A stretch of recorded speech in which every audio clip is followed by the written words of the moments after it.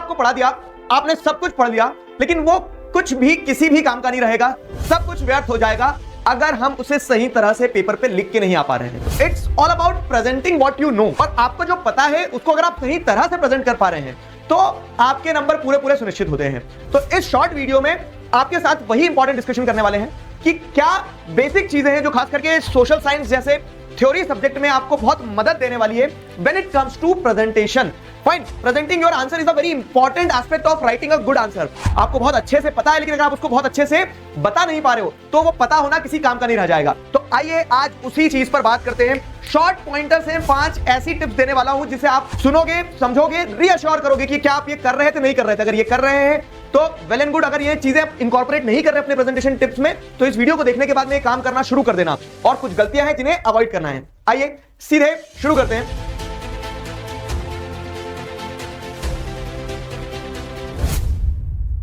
तो सबसे पहली चीज, थ्योरी सब्जेक्ट्स की अगर हम बात करें ना, तो थ्योरी सब्जेक्ट्स में जब आपसे आंसर मतलब आपको क्वेश्चन सामने आया, आपको आंसर लिखना है, तो आंसर लिखते समय इस चीज का विशेष रूप से ध्यान रखना, बहुत विशेष रूप से ध्यान रखना कि कभी भी पैराग्राफ्स में आंसर मत लिखना। क्यों? क्योंकि देखो एग्जामिनर जो है ना, एग्जामिनर के पास में होता है समय कम। फाइन, उसे कॉपी चेक करना है तो उसे फटाफट कॉपी चेक करना है। अब उसमें अगर आपने बड़े से पैराग्राफ बना दिए और बड़े से पैराग्राफ में फिर एग्जामिनर को ढूंढना पड़ेगा कि आपने वो इंपॉर्टेंट पॉइंट्स इनकॉर्पोरेट किए या नहीं किए। और अगर आपने कष्ट दिया एग्जामिनर को तो यह तय है कि आपके नंबरों को कष्ट होगा। तो उस चीज को थोड़ा दिमाग में बैठाओ कि अगर 5 नंबर का क्वेश्चन है, 5 पॉइंटर बेसिक रिक्वायरमेंट है अपनी कि 5 पॉइंट्स में आंसर जाना चाहिए और वो 5 पॉइंट्स 5 आइडिया पिच करना चाहिए। तो होगा क्या ना कि आपने अपने आंसर को बहुत आंसर लिखा, वेल एंड गुड, और बहुत आसानी से चेक किया जा सके ऐसा लिख दिया है। तो इस चीज की गांठ बांध लो क्या कि आंसर हमेशा हमें क्या करना होगा, पॉइंट्स में ही लिखना होंगे। फाइन, थ्योरी सब्जेक्ट है, थ्योरी सब्जेक्ट में आंसर आपको पॉइंट्स में लिखना है। मैथ्स में क्या पॉइंट बनाओगे, लेकिन अगर हम बात करें एसएसटी की स्पेसिफिकली तो आपको आंसर पॉइंट्स में लिखना है। आगे बढ़ते हैं। क्या दूसरी और महत्वपूर्ण चीज क्या है कि use reading time for the case based questions.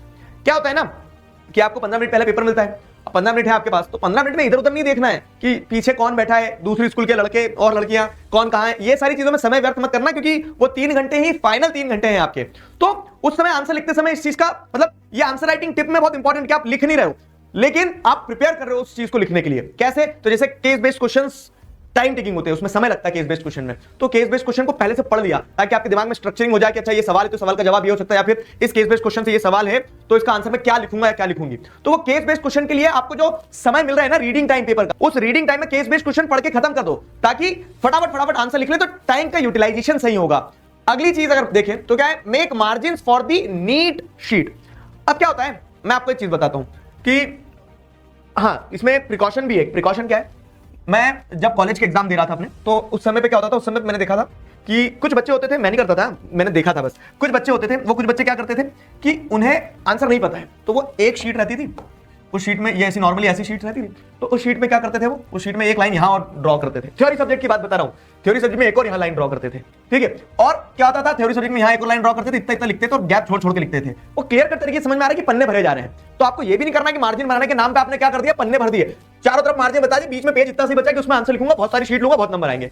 गलत फहमी है ये, ठीक है। आपको मार्जिन बनाना है किस कंटेक्स्ट में, अगर आप मान लो ये प्रेजेंटेशन टिप में ये न्यूमेरिकल या फिर कह सकते हो जो प्रैक्टिकल सब्जेक्ट्स होते हैं उनके केस में बता रहा हूं कि रफ वर्क के लिए मार्जिन बना सकते हो आप, ठीक है। थ्योरी सब्जेक्ट में जैसे फॉर एग्जांपल क्या हो रहा है कि आप सारे एमसीक्यूज एक साथ लिख रहे हैं, तो सारे एमसीक्यूज अगर एक साथ लिख रहे हैं तो वो एमसीक्यूज के लिए आपने यहां पे आंसर नंबर 1 का ये आंसर है 2, तो वहां मार्जिन बना सकते हो। तो जहां रिक्वायर्ड है, जहां पे चीजें हौच पौच हो रही है वहां मार्जिन बनाओ, ठीक है। अननेसेसरी मार्जिन मत बनाओ, और जहां मार्जिन बन सकती है, जहां से आपकी कह सकते हैं कि जो शीट है वो थोड़ी नीट एंड क्लीन लगे, तो वो वाले एस्पेक्ट पे आप कूद सकते हो, ठीक। अब अगर आगे बात करें अगली चीज, तो एक और इंपॉर्टेंट टिप जो है जो आपको ध्यान रखना होगी कि मैंने जैसे बताया कि पैराग्राफ में नहीं लिखना है, हमें कैसे लिखना है, पैराग्राफ की जगह हमें पॉइंटर्स बनाना है। फाइन, अब वो पॉइंटर बना दिए, तो फॉर एग्जांपल 5 नंबर का क्वेश्चन है, ये आपकी शीट है, आपने क्या किया, एक इंट्रो की लाइन लिखी और पॉइंट नंबर 1 शुरू कर दिया, यहाँ पे पॉइंट नंबर 1 ही हो गया। पॉइंट नंबर 2 ये आपने लिखना शुरू किया, ये पॉइंट नंबर 2 आपने लिख दिया, ये पॉइंट नंबर 3 आपने लिख दिया।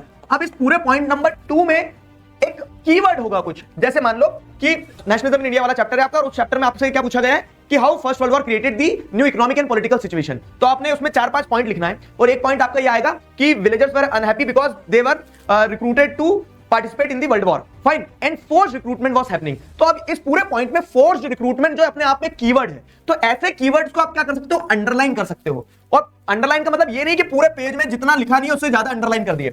जो कीवर्ड्स होते हैं ना, उन कीवर्ड्स को आप अंडरलाइन करो, हाइलाइटर यूज मत करना। हाइलाइटर तो क्या है, एक तरह से मतलब हाइलाइट और अंडरलाइन करने का मेरा मतलब ये है कि या तो उस चीज को अंडरलाइन करके हाईलाइट कर दो, ऐसा अंडरलाइन कर दो तो ऑटोमेटिकली वो दिखेगी कि हाँ यहां पे कुछ किया है, ऐसा। ठीक है, तो क्या करना है आपको हाईलाइट करना है कीवर्ड्स को बाय अंडरलाइनिंग देम, सिंपल। ठीक है, कीवर्ड्स को हाईलाइट करना है बाय अंडरलाइनिंग देम। तो ये अप्रोच जो है, ठीक है, तो इस अप्रोच को आपको क्या करना है, इस अप्रोच को आपको फॉलो करना है। सॉर्टेड है, फाइन। अगली चीज क्या है, लास्ट इंपॉर्टेंट टिप बता रहा हूं मैं आपको। आई होप ये शॉर्ट वीडियो ने आपको एक इंसाइट दे दी कि प्रेजेंटेशन पे क्या चीजें ध्यान रखना है। क्या होता है ना कि कंटेंट आपका होता है च्युइंगम की तरफ, उसी को कंप्रेस और उसी को स्ट्रेच करते आना होगा। यही सवाल जो मैंने आपको बताया कि सेंस ऑफ कलेक्टिव बिलोंगिंगनेस कैसे डेवलप हुई, बताओ एक। फाइन, इंडियन नेशनल मूवमेंट में, तो यही 2 नंबर में पूछ लिया और यही 5 नंबर में पूछ लिया। या फिर कोई एक स्पेसिफिक टॉपिक कि शहर में नॉन कॉपरेशन मूवमेंट की क्या लिमिटेशन रही है, अब 2 नंबर का क्वेश्चन है इसको, लेकिन 5 नंबर में पूछ लिया। तो you should know to elaborate the answer. ठीक है, माथा देखो तिलक लगाओ का हमारा एक थंब रूल है कि जितने नंबर का सवाल होगा ना, मिनिमम उतने पॉइंट जाना चाहिए आपके, ये थंब रूल है। फाइन, तो आपको आपके आंसर को एलैबोरेट करते आना चाहिए अगर वो ज्यादा नंबर में पूछा गया है तो ये कुछ छोटी छोटी सिंपल चीजें हैं। आई होप ये टिप्स आपको मदद करेंगी और इसी तरह के और अमेजिंग वीडियोस आपको चैनल पर मिलते रहेंगे। तब तक अपना ध्यान रखो, मुस्कुराते रहो। अभी के लिए साइन ऑफ करता हूं, साइनिंग ऑफ विद दिस।